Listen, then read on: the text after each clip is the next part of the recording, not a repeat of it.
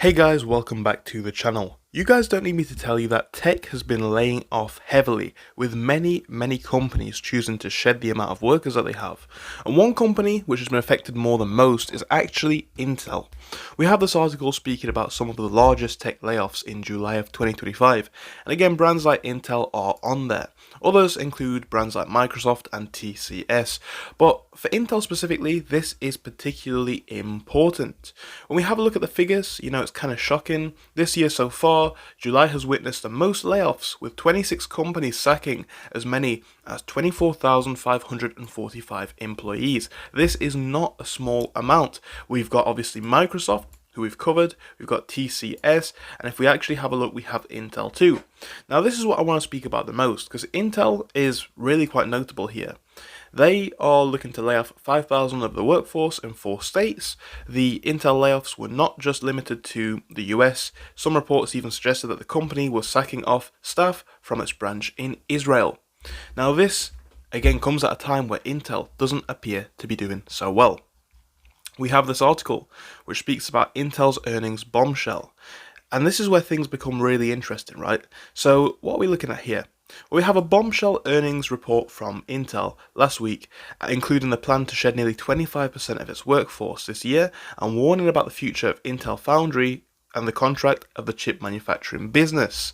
So, a little bit of a breakdown there. Intel's looking to shed nearly 25% of its workforce, amongst other disclosures. The Santa Clara, California-based company said that it has plans to end the year with a core workforce of about 75,000 employees due to layoffs and attrition.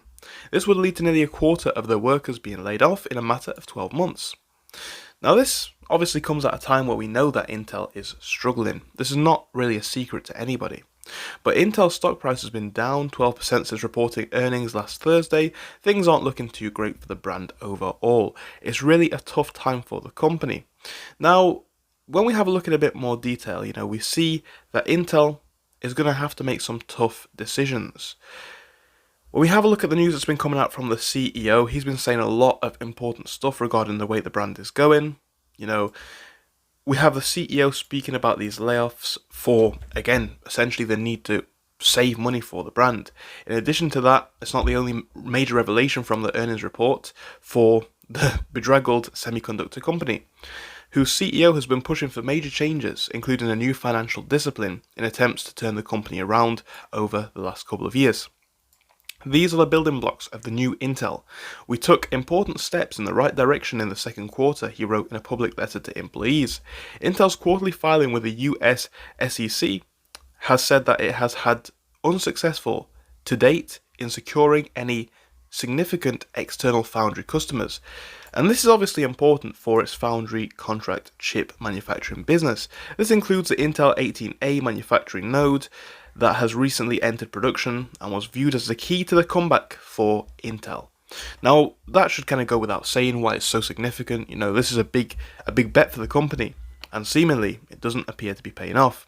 The company's also said that it may pause or discontinue the development of the 14A, the successor to the 18A, and the future leading edge nodes, if the company is unable to secure a significant external customer, which it has yet to do. So, apparently this worst case scenario is unlikely to play out. That's what the CEO says that he is confident about. The team is laser focused, and the feedback from the partners and outside is that, wow, lip boo, the culture is changing. You guys are really focused on the yield, better than just the performance. He said it's Intel's second best quarter. He says Intel's second quarter earnings in the last week. So, difficult times for the brand. We already know that they are looking to slash so many roles, including roles in manufacturing and engineering. The question is, though, will Intel be able to turn its fortunes around? Because it certainly looks like difficult times for the brand right now. And the question is, will there be any way out of this? When a company's in such a mess like Intel, it's going to require some tough, difficult decisions to turn things around. But I guess the question is, will it be possible at all? Let me know your thoughts on this in the comments, guys. Thank you again for all of your time, and I do hope I'll see you again soon.